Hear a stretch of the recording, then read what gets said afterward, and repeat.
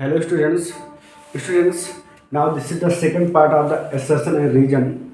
And in the first part, I was tell you about the how to solve the assertion and reason. तो बेटा हमने पहले part में बता दिए थे आपसे हम कि कैसे इसको सॉल्व करना है। तो सॉल्व करने का मतलब एक मीडियम तो बेटा ये है साफ साफ कि आपको एनसीईआरटी की बुक की एक एक लाइन रटी होनी चाहिए। अगर वो नहीं पढ़े हो आप एनसीईआरटी कभी भी, तो अब आपके लिए इतना ही हम कह सकते हैं कि आप सैम्पल पेपर उठाओ। सैम्पल पेपर में बेटा जिस तरीके के असेसमेंट रीजन दिए गए हैं उनको आप पढ़िए, समझिए और फिर उनका आंसर कीजिए, ठीक है ना। मतलब अगर 10 सैम्पल पेपर आप लेंगे बेटा तो 10 असेसमेंट और रीजन तो मिल ही जाएगा। अगर उनको सॉल्व कर लेते हैं, मे भी अगर कोई मान लीजिए छप गया सीधा पेपर में जाकर के, तो आप क्या करेंगे?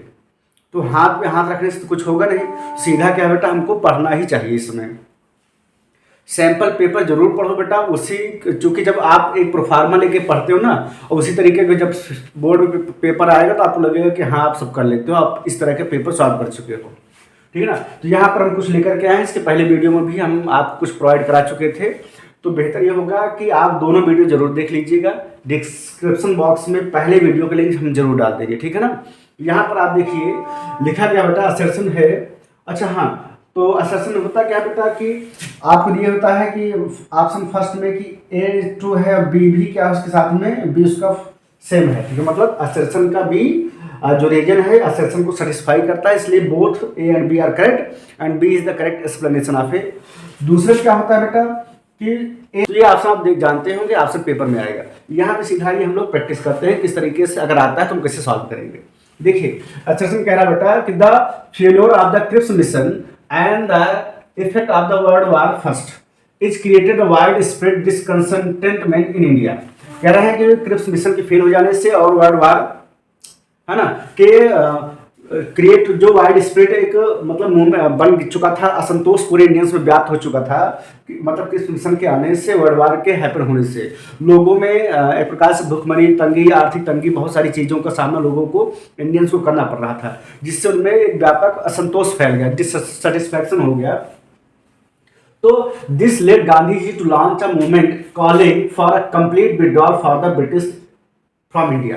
इस तरीके से महात्मा गांधी ने क्या किया कि उन्होंने सोचा अब एक ऐसा मूवमेंट चलाया जाए जिससे कि हम अब पूरी तरीके से भारत से ब्रिटिश को निकाल फेंकें, है ना। ये वर्ल्ड वार 2 की ड्यूरेशन की बात है कि मतलब क्रिप्स मिशन आया, फेल हो गया, और वर्ल्ड वार सेकंड की वजह से बहुत सारा चूंकि ब्रिटिश ने इंडियंस पे टैक्स थोप दिए थे, ज़्यादा टैक्सेस उनसे ले रहे थे, इंडियंस उसको दे पाने में सक्षम नहीं थे। तो यहाँ पर अगर आप देखेंगे बेटा तो ये इसी लाइन से जुड़ा हुआ भी है कि मतलब ये चीज़ें हो गई इसलिए, बिकॉज हमने क्या कहा था कि अगर बिकॉज या ड्यू टू वर्ड जोड़ने पर पूरी लाइन जुड़ जाती है तो आप ही मान चलिए कि आपका दो के दोनों सेंटेंस सही है। जैसे पहला सेंटेंस तो एकदम बुक से है, एकदम 100% सही है। दूसरा भी क्या है कि हाँ इसी को ढाल करके, इसी को सोच करके महात्मा गांधी ने क्या किया बेटा, क्विट इंडिया मूवमेंट को लॉन्च कर दिया कि अब यहाँ से कंप्लीट इनको भगाओ, अंग्रेजों को, अंग्रेजों भारत छोड़ो।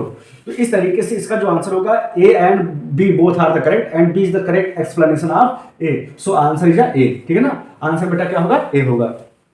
दूसरा है second, resources are the vital for the human survival as well as for the maintaining the quality of the life. कहे रिसोर्सेस हमारे लिए जो है वो ह्यूमन सर्वाइवल के लिए हैं, और दूसरी बात लाइफ को मेंटेन करने के लिए, मतलब हमारी लाइफ अच्छे से चले इसके लिए रिसोर्सेस हमारे अर्थ में बहुत सारे हैं, है ना। तो दूसरा लाइन क्या कह रही है बेटा कि human beings use natural resources wisely, है ना। दूसरे कह रहे हैं कि ह्यूमन बीइंग्स जो है वो नेचुरल रिसोर्स को बहुत बड़े बुद्धिमानी तरीके से यूज करते हैं। तो पहले तो एकदम सही है कि हाँ 100% सही है कि हमारे पास रिसोर्स की कमी नहीं है, बहुत सारा रिसोर्स है, वाटर है, एयर है, लैंड है, फॉरेस्ट रिसोर्स है, माउंटेनियस रिसोर्स, मतलब जिधर आप देखेंगे उधर नेचुरल रिसोर्स एकदम फुल है, हमको नेचर ने बहुत सारा गिफ्ट दिया है। लेकिन क्या ह्यूमन बीइंग्स उसका वाइजली यूज करता है ना। अगर आप देखेंगे तो इतना ज़्यादा वो एक्सप्लॉयटेशन करता है किसी भी रिसोर्स का, चाहे वाटर ही क्यों ना हो, है ना। तो आप देखिए कि पहली लाइन तो एकदम 100% सही है, लेकिन दूसरी लाइन एकदम से गलत है, हम वाइजली यूज करते ही नहीं। यहाँ पे दूसरा सेंटेंस सपोर्ट करने की बात ही छोड़ दीजिए, दूसरा सेंटेंस ही गलत है। इस तरीके का हमारा जो ऑप्शन होगा ना वो हमारा ऑप्शन ये होगा कि हाँ बट बी इज रॉन्ग, तो आपका वही आंसर होगा, ठीक है ना। तो हम मानते हैं बेटा उसी में आंसर होगा, ठीक है ना। चलिए क्वेश्चन थर्ड है बेटा, when many countries of Europe came together to form the European Union, Brussels was chosen as its headquarter. जब हम लोग बात करते हैं ब्रसल्स की, ठीक है ना, तो हमने दो स्टोरी पढ़ी थी पावर शेयरिंग में, एक ब्रसल्स के बारे में और एक श्रीलंका के बारे में। उसमें कहा गया है कि जब बहुत सारी यूरोपियन कंट्री इकट्ठा हुई और उन्होंने सोचा कि हम अपना एक हेडक्वार्टर्स कहाँ बनाएं, तो उन्होंने ब्रसल्स को चूज किया, क्योंकि ब्रसल्स ने एक बेटा बेस्ट एग्जाम्पल वर्ल्ड को दिया था कि देखिए हमारे यहाँ इतने इतने कंपोजिशंस हैं, है ना, फ्रेंच हैं, डच हैं, सबको हमने क्या किया, समायोजित किया, भले किसी की संख्या कम क्यों ना हो, हमने उनको भी शेयर इक्वल कर दिया है, ठीक ना। तो ब्रसल्स में बेटा एक ब्रसल्स ने या बेल्जियम ने एक बेस्ट एग्जाम्पल शो किया था वर्ल्ड के सामने। दूसरा क्या है, देखिएगा ब्रसल्स से ही रिलेटेड है, बेल्जियम से related. The Belgium model is an ideal example for the ethnic and the political accommodation. कि बेल्जियम का जो मॉडल है, बेल्जियम का मॉडल क्या है कि किसी की 70% पॉपुलेशन है, किसी की 20% पॉपुलेशन, किसी की 1% पॉपुलेशन है, लेकिन ब्रसल्स ने बेल्जियम में बेटा सबको इक्वल शेयर दिया था, ठीक है ना। तो कह रहे हैं कि बेल्जियम बेटा बेस्ट एग्जाम्पल है इथनिक और पॉलिटिकल एकोमोडेशन का वर्ल्ड के।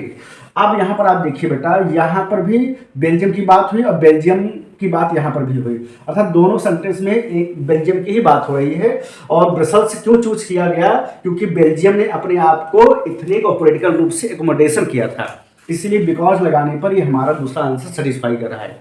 कुल मिला के आप ये समझिए कि यहाँ पर हमारा दो के दोनों सेंटेंस क्या है, सही है, ऑप्शन ए हम चूज करेंगे। अब आपको लग रहा होगा कि कैसे हुआ, हमने ये कहा है कि आप सीधा सा जो मैं वीडियो बनाया हूं उनको देख लीजिए और कुछ और आप असर्शन रीजन कर लीजिए। 101% हम दे रहे हैं गारंटी कि आपसे एग्जाम में एक भी असर्शन रीजन गलत नहीं होगा, ठीक ना, सब आप सही करके आएंगे। और मैं बताऊं, अगर समझ में नहीं आता है तो आप देखिए कि दोनों वर्ड में सेम वर्ड आ रहे हैं नहीं आ रहे हैं। चलिए छोड़िए, 100% ये मान चलिए कि ज्यादातर जो बोर्ड देता है उसमें ऑप्शन ए सही निकलता है। अगर आप देखेंगे जब से असर्शन रीजन स्टार्ट हुआ है तो ज्यादातर आप पाएंगे ऑप्शन ए या फिर ऑप्शन बी। ऑप्शन ए लगभग आपको 80 से 90% मिलेंगे कि ऑप्शन ए कई बार सही हुए हैं। तो हालांकि आप तुक्का मत मारिएगा, अगर आप एक बार प्रैक्टिस किए रहेंगे ना तो 101% बता रहे हैं कि आपको वहां पर तुक्का लगाने की जरूरत नहीं पड़ेगी। आई होप स्टूडेंट्स कि आपको वीडियो समझ में आए होंगे। इन नेक्स्ट क्लास हम कुछ नेक्स्ट चीज़ें आपके लिए लेकर के आएंगे, जैसे कि true false fill in the blanks या किसी भी चैप्टर की समरी। ओके, मिलते हैं नेक्स्ट वीडियो में। Please like share and subscribe my channel. Thank you so much.